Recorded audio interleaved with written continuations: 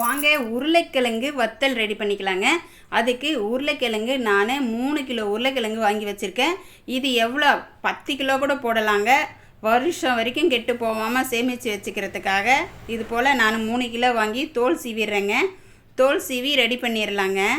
பாருங்கள், நைஸாக தோல் சீவி தண்ணி ரெடியாக வச்சுக்கோங்க. தண்ணியில் போட்டுருங்க, இல்லைன்னா கலர் சேஞ்ச் ஆகிடும். அதனால் தோலை மட்டும் சீவி எல்லாம் கழுவி எடுத்துக்கலாம். எல்லா உருளைக்கிழங்கும் இதே போல் தோல் சீவிக்கலாங்க.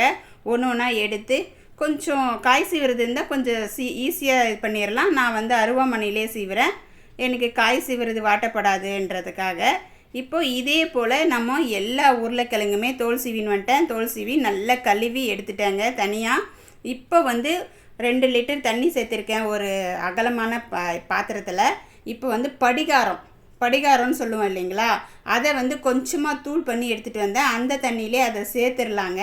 அது அப்படியே கரைஞ்சிரும் சீக்கிரம்.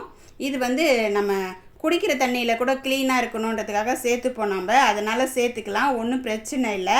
இப்போ அது போட்டுட்டு நம்ம அந்த தண்ணியில் உருளைக்கிழங்கு நைஸாக சீவி எடுத்துக்கலாங்க. நம்ம உருளைக்கிழங்கு பஜ்ஜிக்கெலாம் சீவுறது கட்டாக இருந்தால் கூட சீவிக்கலாம். நான் அருவாமனையிலே தான் சீவிக்கிறேன், எனக்கு ஈஸியாக இருக்கும் அருவாமனையிலன்ட்டு. ரவுண்ட் ரவுண்டாக மெலிசாக சீவி அந்த தண்ணியில் எல்லா உருளைக்கிழங்கும் இதே போல் சீவி எடுத்துக்கலாங்க. காய் சீவுறதுல சீவிக்கலாம், அதெல்லாம் உங்கள் விருப்பம்தான். அவங்க விருப்பத்துக்கு தகுந்த மாதிரி சீவிக்கலாங்க. நல்லா ரவுண்டாக இது போல் பாருங்கள். மெலிசாவும் ரொம்ப மெலிசாக இருந்தாலும் அப்படியே இலையாட்டம் இருக்குங்க. அதனால் ஓரளவுக்கு திட்டமாக சீவிக்கோங்க.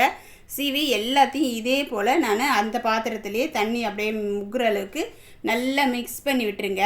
ஏன்னா நம்ம அந்த படிகாரம் போட்டோம் இல்லைங்களா, அது கொஞ்சம் கல்கல்லாக இருந்ததில்ல, உப்பு கல் மாதிரி, அது கரையிறதுக்கு கொஞ்சம் நேரம் ஆயிருக்கும். அதனால் நம்ம எல்லாமே ஒரு மிக்சர் பண்ணிவிட்டு அந்த உருளைக்கிழங்க பாருங்கள் நல்லா அமுத்தி வச்சுட்டேன். தண்ணி மேலே மிதக்கிற அளவுக்கு இருக்கட்டும் அப்படின்னு சொல்லிட்டு இது நம்ம ஒரு 3 ஹவர் கழித்து பார்க்கலாங்க. இல்லை டைம் இருந்துச்சுன்னா நைட்டே கூட நீங்கள் ரெடி பண்ணி வச்சுட்டு காலையில் கூட நம்ம வத்தல் ரெடி பண்ணிக்கலாம். எனக்கு காலையில் தான் நான் ரெடி பண்ணேங்க. பாருங்கள், இப்போ நான் ஒரு அகலமான டேக்ஸா எடுத்திருக்கேன். அதில் பாதி அளவு தண்ணி சேர்த்து நல்லா சூடு ஏறிடுச்சு. இப்போ இது 2 ஹவர் ஆயிடுச்சு எனக்கு, அதனால தான் நான் வச்சுருக்கேன். டேக்ஸா வச்சு தண்ணி ஊற்றி வச்சுருக்கேன். நல்லா சூடு ஏறிடுச்சு பாருங்கள், புகை வருது. இந்த சமயத்தில் நம்ம உருளைக்கிழங்கு சேர்த்துக்கலாங்க. அந்த தண்ணியிலேருந்து எடுத்து எல்லா உருளைக்கிழங்கையும் இதில் சேர்த்துடலாங்க. படிகாரம் எதுக்குன்னா கலர் சேஞ்ச் ஆகி வரும் இல்லைங்களா, கொஞ்சம் கருத்த மாதிரி இருக்கும் உருளைக்கிழங்கு. அது கருக்காமல் இருக்கிறதுக்காக படிகாரம் சேர்த்துருக்கேன் நான், வேறு ஒன்றும் இல்லை. இப்போ பாருங்கள், எல்லாமே எடுத்து நான் அந்த தண்ணியில் சேர்த்துட்டேன். தண்ணியில் சேர்த்துட்டு பாருங்கள், உருளைக்கிழங்குக்கு மேலே தான் இருக்குது அந்த தண்ணி. அந்த அளவு நீங்கள் வச்சுக்கணும். நீங்கள் எவ்வளோ செஞ்சாலும் சரி, கொஞ்சமாக ஒரே கிலோ செஞ்சால் கூட சரிங்க, இது போல் வச்சுக்கோங்க.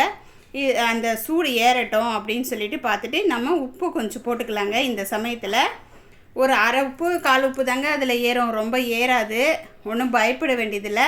தண்ணி நிறைய இருக்கிறதுனால இந்த கல் உப்பு கரைஞ்சி லைட்டாக அந்த உருளைக்கிழங்குல இருக்கும். டேஸ்ட்டும் நல்லாயிருக்கும் அப்படின்றதுனால உப்பு கொஞ்சம் சேர்த்தேங்க. சேர்த்து இதை மிக்ஸ் பண்ணிவிட்டு நல்லா கொதிக்கட்டுங்க. நல்லா கொதித்து வரட்டும் பாருங்கள். இப்போ தான் நுரை கட்டி வருது. இப்போ அந்த நுரையெல்லாம் லைட்டாக எடுத்து விட்டுடலாம். கொஞ்சம் அழுக்கெல்லாம் மேலே தேளி வரும் அப்படின்னு சொல்கிறதுக்காக அதை எடுத்து விட்டுட்டேன். மேலே எடுத்துகிட்டு இப்போ பாருங்கள், உருளைக்கிழங்கு எடுத்து உங்களுக்கு காமிக்கிறேன். பாருங்கள், கில்லு பதம் வந்தால் சரிங்க. இப்படி நம்ம எடுத்து கையில் கில்லுனா கரெக்டாக கில்லு பதம் வந்துச்சுன்னா சரிங்க, ரெடி ஆயிடுச்சின்னு அர்த்தம். உருளைக்கிழங்கு ரொம்ப வேக விட்டுட்டிங்கன்னா கஷ்டமாயிடும், அதனால் போதுங்க. இப்போது ரெடியாக இருக்குது உருளைக்கிழங்கு. இப்போ இதை நம்ம வடித்து எடுத்துக்கலாங்க.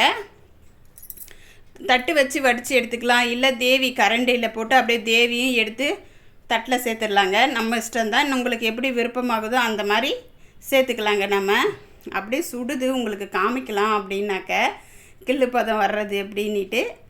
பார்த்தீங்களா, இதுதான் கில்லு பதம்ன்றது. அதை தேவி எடுத்து தட்டில் சேர்த்துடலாங்க. தண்ணியை ஆஃப் பண்ணிடலாங்க. சூடாக இருக்கிறதுனால உங்களுக்கு காமிக்கவே முடிய மாட்டேங்குது. இப்போ அவ்வளோதான், நான் நிறுத்திட்டு நான் தேவிக்கிறேன். ஜல்லிக்கரண்டியை வச்சு ஒரு பாத்திரத்தில் தேவி எடுத்துக்கிறேன். இது நம்ம வருஷானம் சேமிப்பு வச்சுக்கலாங்க. நல்லா காய வச்சு டப்பாவில் சேர்த்து வச்சுக்கிட்டோம்னா நம்மளுக்கு எப்போ வேணாலும் எடுத்து யூஸ் பண்ணிக்கலாம். டக்குன்னு ஒரு ரசம் வச்சுட்டு கூட ஒரு அர்ஜென்ட்டுக்கு இது வத்தல் பொரிச்சு வச்சிடலாம், இல்லை நம்ம தயிர் சாதத்துக்கு பொரிச்சிக்கலாம், நம்ம இஷ்டம்தான். காரக்குழம்புக்கு கூட ரொம்ப நல்லா இருக்கும். இதை நான் எல்லாத்தையுமே தேவி எடுத்துட்டேன். சுத்தமாக தண்ணி இல்லாத தேவி எடுத்துட்டேங்க. ரொம்ப வேக விட்றாதீங்க. ரொம்ப வேக விட்டிங்கன்னா ரவுண்ட் ரவுண்டாக இருக்காது, உடஞ்சி போயிடும். அதனால தான் அரை வேக்காடே போதுன்றது, கிள்ளு பதம் போதும்னு சொல்கிறது. இது மட்டும் பார்த்துக்கோங்க. வேக விடாமல் பக்கத்துலேயே இருந்து எல்லாத்தையும் நான் தேவி எடுத்துடுறேங்க. இது போல் வடிச்சிட்டா ரொம்ப ஈஸியாக தான் இருக்கும். அதுக்கு வடிக்கிறதுக்கு சூடு வருமேன்னு சொல்லிவிட்டு நான் தேவியை எடுத்துட்டேன். இது போல் அகலமானதில் நான் தேவி எடுத்துகிட்டு வெளியே வந்து ஒரு பாய் போட்டு அதுக்கு மேலே வெள்ளை துணி போட்டுட்டு எடுத்துகிட்டு போய் இதை கொட்டி விட்டுட்டேங்க. காயட்டோன்னு சொல்லிவிட்டு வெயிலில் நல்லா காய வச்சுக்கலாம். இது போல் நல்லா அப்படியே பலாசனியாக காய வச்சிங்கன்னா சீக்கிரம் காஞ்சிடும். ஒரு 2 நாளில் நல்ல வெயில் அடிச்சிதுன்னா 2 நாள்லேயே காஞ்சிடும். கொஞ்சம் சுமாராக வெயில் இருந்தால் 3 நாள் வச்சுக்கோங்க. நல்லா உடச்சா தூள் ஆகிற மாதிரி நல்லா காய வச்சுக்கோங்க, மொறு மொறுன்னு. அப்போ தான் வத்தல் வந்து வருஷம் வரைக்கும் கெட்டு போகாமல் இருக்கும். அதனால தான் சொல்கிறேன். வெள்ளை துணி போட்டு அதில் காய வச்சுக்கோங்க.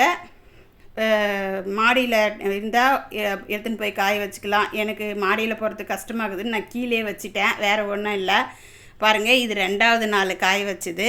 ஃபஸ்ட் நாள் கொஞ்சம் தான் காஞ்சிது. இது 3வது நாள் நல்லா காஞ்சி போச்சு பாருங்கள். சூப்பராக ரெடி ஆயிடுச்சு. இப்போ வத்தலுக்கு நல்லா அப்படியே 2 உடச்சா பாருங்கள், அப்படியே உடஞ்சி வருது. இப்போ வந்து நான் டப்பாவில் மாற்றி வச்சுக்கலாங்க. நம்ம ஸ்டோர் பண்ணி வச்சுக்கலாம் எவ்வளோ நாளைக்குனாலும். நான் டப்பாவில் மாற்றிட்டு இப்போ உங்களுக்கு பொரிச்சு காமிக்கிறேன் எப்படின்னு சொல்லிட்டு பாருங்கள். போட்ட உடனே சூப்பராக பொரிஞ்சு வருது பாருங்கள். அப்படியே டக்குன்னு அப்படியே போட்ட உடனே பொரிஞ்சிடும். ரொம்ப நேரம் இருக்கணும் அப்படின்றதே கிடையாது. எண்ணெய் காஞ்ச உடனே பொரிச்சு எடுத்துக்க வேண்டியது தாங்க. நான் உங்களுக்காக கொஞ்சமாக பொரிச்சு காமிக்கிறேன். 2-3 வாட்டிக்காக போட்டு காமிக்கிறேன் பாருங்கள், எப்படி போட்ட உடனே பொரியுதுன்னு. எண்ணெய் மட்டும் நல்லா சூடு ஏறிச்சேன்னு பார்த்து போட்டுக்கோங்க. கொஞ்சம் அதிகம் ரொம்ப சூடு ஏறிட்டாலும் கொஞ்சம் கருகி போயிடும். அதனால் திட்டமாக சூடு பார்த்து போட்டுக்கிட்டிங்கன்னா கலர் சேஞ்ச் ஆகாமல் நல்லா இருக்கும், வெள்ளையாகவே இருக்கும். இல்லைன்னா கலர் வந்து சேஞ்ச் ஆகிடும். கொஞ்சம் சேஞ்ச் ஆகாது, நம்ம படிகாரம் போட்டிருக்கோம் இல்லையா, அதனால். இதே போல் கொஞ்சம் நான் பொரிச்சிக்கிட்டேங்க. எனக்கு எவ்வளோ தேவையோ அவ்வளோ பொரிச்சிக்கிட்டேன். இப்போ பொரிச்சிட்டு அதுக்கு மேலே வந்து நான் கொஞ்சமாக மிளகாத்தூள் ஒரு சிட்டிகையும் உப்பு ஒரு சிட்டிகையும் சேர்த்து மிக்ஸ் பண்ணிக்கலாம் அப்படின்னு சொல்லிட்டு காரத்துக்கு. நீங்கள் உங்களுக்கு எவ்வளோ கொஞ்சம் காரம் ஜாஸ்தியாக வேணாலும் ஜாஸ்தியாக போட்டுக்கலாம், இதை விட இன்னும் கொஞ்சம் கம்மியாக வேணாலும் கம்மியாக போட்டுக்கலாம். இதே நம்ம கிண்ணத்தில் போட்டுக்கிட்டோம்னா மிக்ஸ் பண்ணுறதுக்கு ரொம்ப ஈஸியாக இருக்கும். தட்டிலனுமே கொஞ்சம் மிக்ஸ் பண்ண கஷ்டமாக இருந்தது, அதனால தான் நான் கை வச்சு மிக்ஸ் பண்ணி விட்டுட்டேன். இப்போ வந்து சாப்பிட்டுக்கலாங்க, ஸ்நாக்ஸாகவும் சாப்பிட்டுக்கலாம். எப்படி வந்துச்சு உங்களுக்குன்னு ட்ரை பண்ணி பாருங்கள், கமெண்ட் பண்ணுங்கள். நான் சாப்பிட்டு காமிக்கிறேன். நல்லா முறுமுறு நம்மளே ஃப்ரெஷ்ஷாக செஞ்சு வீட்லேயே வச்சுக்கலாம் இல்லைங்களா, வருஷம் வரைக்கும் கெட்டு போகாது. இப்போ வந்து உருளைக்கிழங்கு விலை வந்து ரொம்ப சீப்பாக இருக்குது. இந்த சமயத்தில் நம்ம இது போல் ரெடி பண்ணி வச்சுக்கினா ரொம்ப ஈஸியாக இருக்கும். பசங்களுக்கு ஏதாவது ஸ்நாக்ஸ் வேணும்னாலும் பொரிச்சிக்கலாம். ஒரு பொரியலை எதுவும் செய்யலை தொட்டுக்கிறதுக்கு அப்படின்மா டக்குன்னு பொரிச்சு ஸ்நாக்ஸை தொட்டுக்கிறதுக்கு ஆகும் சமையலுக்கு. பிடிச்சிருந்தா லைக் அண்ட் சப்ஸ்கிரைப் பண்ணுங்கள். வீடியோ முழுசும் பார்த்து தேங்க்யூ. பாய் சொந்தங்களே.